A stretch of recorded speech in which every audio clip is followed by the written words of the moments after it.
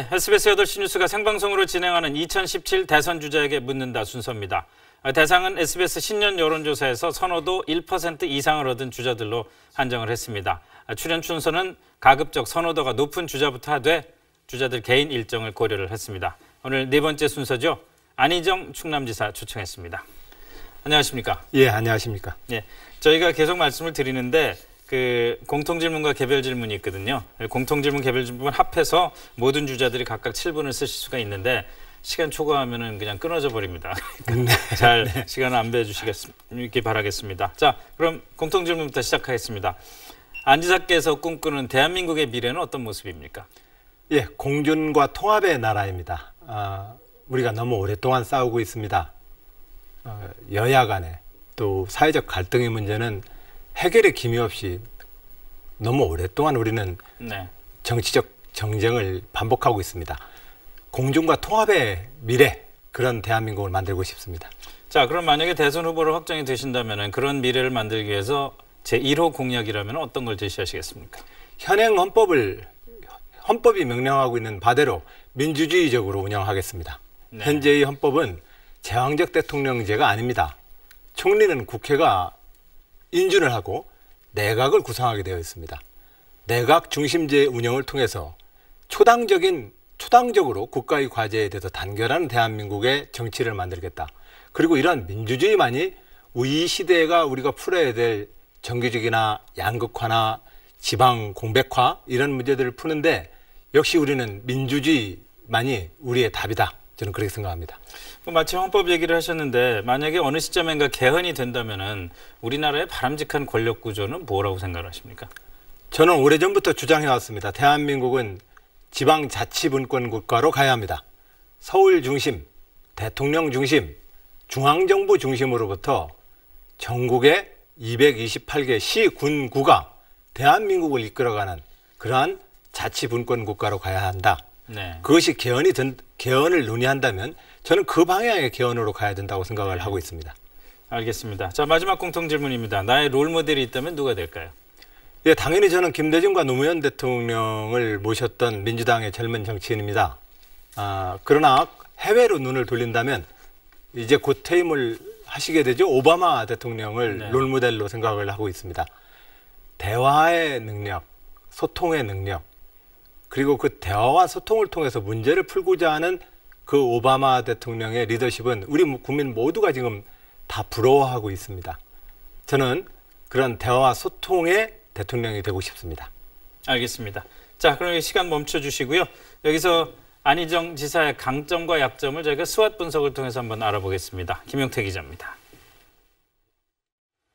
안희정 지사에 대해선 신뢰감 있는 세대교체 선두주자란 평이 나옵니다.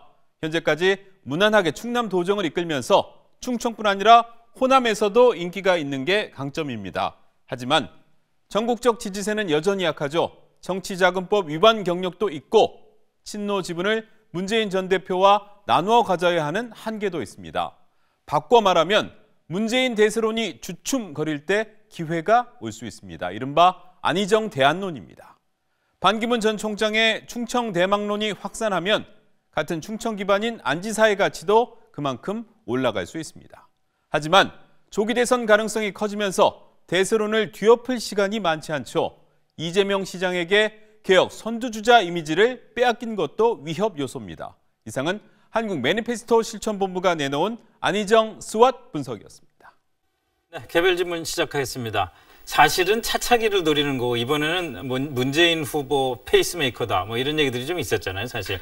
근데 거꾸로 실제로 페이스메이커는 문재인 전 대표다 이렇게 말씀을 하셨어요. 무슨 뜻입니까? 네, 경기를 할 때 페이스메이커라고 한다면 경기 초반에는 1등으로 달리다가 다른 다 주자들이 지칠만 할 때쯤 원래 마지막 스피드를 내는 선수의 우승 가능성을 높이기 위해서 그렇게 뛰는 선수를 페이스메이커라고 합니다. 그럼 현재 구조로 보면 문재인 후보님이 페이스메이커 아니냐 이렇게 농담을 한 것입니다. 네, 네, 알겠습니다. 뭐 마침 문재인 후보 얘기 나온 김에 오늘 그 문재인 전 대표가 군 복무 기간을 1년까지로 단축할 수 있다 이렇게 얘기를 했거든요. 어떻게 생각하십니까? 그것은 우리가 어떠한 안보, 튼튼한 안보를 체제를 가질 것이냐를 것을 먼저 두고 이야기를 했으면 합니다. 저는 이번에 문재인 후보님의 이 그 군 1년 공약 뿐만이 아니라 여야 모든 정치인들에게 제안합니다. 민주주의 선거에서 표를 전제하고 공약을 내는 것은 저는 민주주의 선거가 나라를 더 위험하게 만드는 일이라고 생각을 합니다.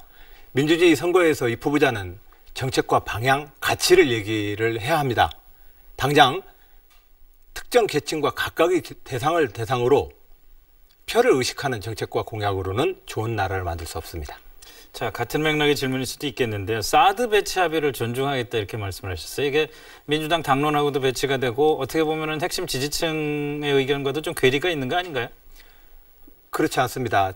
우리 당의 핵심 과제는 남북의 평화를 정착시켜내는 일입니다. 물론입니다. 북핵과 미사일은 남북 분단의 이 갈등을 어떻게 평화로 이끌 것이냐에 대해서 지금 우리에게 시련을 주고 있습니다. 네.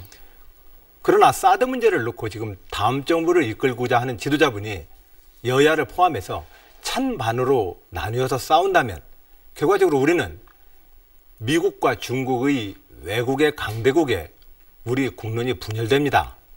저는 그런 점에서 전임 정부와 전통적인 한미 군사 동맹의 정신하에 합의한 것에 대해서는 존중하겠다라고 이야기하는 것이 다음번 정부를 이끌 지도자들의 자세라고 생각을 합니다. 네. 자, 경선 얘기를 한번 넘어가 볼까요? 박원순 서울시장이나 김부겸 의원이 야권 전체 주자들을 아우르는 공동 경선을 하자 뭐 이런 주장을 했거든요. 어떻게 생각을 하십니까? 그리고 특히나 국민의당하고 연대하거나 그럴 가능성은 열어놓으신 건가요? 저는 우선 민주당 내에서 후보를 뽑는 게 우선이라고 생각을 네. 합니다. 후보를 뽑고 그 우리 민주당의 대표인 후보가 대선에서의 정권 교체를 위해서 어떠한 연대 전술을 쓸지는 그 상황에서 다시 판단해야 된다고 생각을 합니다. 네, 우선 당에서 뽑아야 된다. 그렇습니다. 자, 다시 좀 정책 얘기로 돌아오는 건데요. 아까 그 인기를 노린 그 표를 노린 정책은 안 된다 이렇게 말씀을 하셨는데 국회하고 청와대를 세종시로 옮겨야 된다고 또 말씀을 하셨단 말이에요. 충남지사 입장에서 이거는 인기를 생각한 정책 아닌가요? 저는 이것이 지역 균형 발전이라는 국가 가치 하에 제안한 것입니다. 어떤 후보를 할지라도 그 네. 공약을 구체화시키는 구체적 공약의 정책 내용은 그것이 우리나라를 어느 방향으로 이끌 것이냐에 대한 가치와 철학을 먼저 이야기해달라는 것입니다. 네. 군 복무 기간도 우리가 어떠한 자주국방을 가질 것이냐에 대한 국방과 안보에 대한 원칙을 이야기하면서 복무기간 이야기가 나와야 합니다. 저는 세종시를 통해서 대한민국의 국가 가치인 균형 발전, 네. 대한민국 어디에 살더라도 우리 모두가 다 공정한 기회를 갖는 그러한 균형 발전의 미래를 위해서 세종시를 명실상부한 행정수도로 만들겠다고 네. 약속드린 바 있습니다. 알겠습니다. 이번 주 일요일에 대선 출마 선언을 하실 거라고 이미 알려졌던 모양인데 네. 굉장히 좀 특별하게 하신다는데 지금 미리 좀 귀뜸 좀 해주실 수 있습니까? 예, 대학로에는 한 소극장에서 네. 전국의 모든 분들과 함께 온라인으로 5시간 온라인 대화 직문 즉답 시간으로 저의 출마의 선언을 대신하려 합니다. 젊은 세대들을 노리는 거군요. 어떠한 질문이든 제가 가지고 있는 비전을 나누고 싶습니다. 그리고 여러분들과 그 비전을 함께 꿈꾸고 싶습니다. 네, 알겠습니다. 오늘 말씀 감사합니다. 잘 들었습니다. 감사합니다.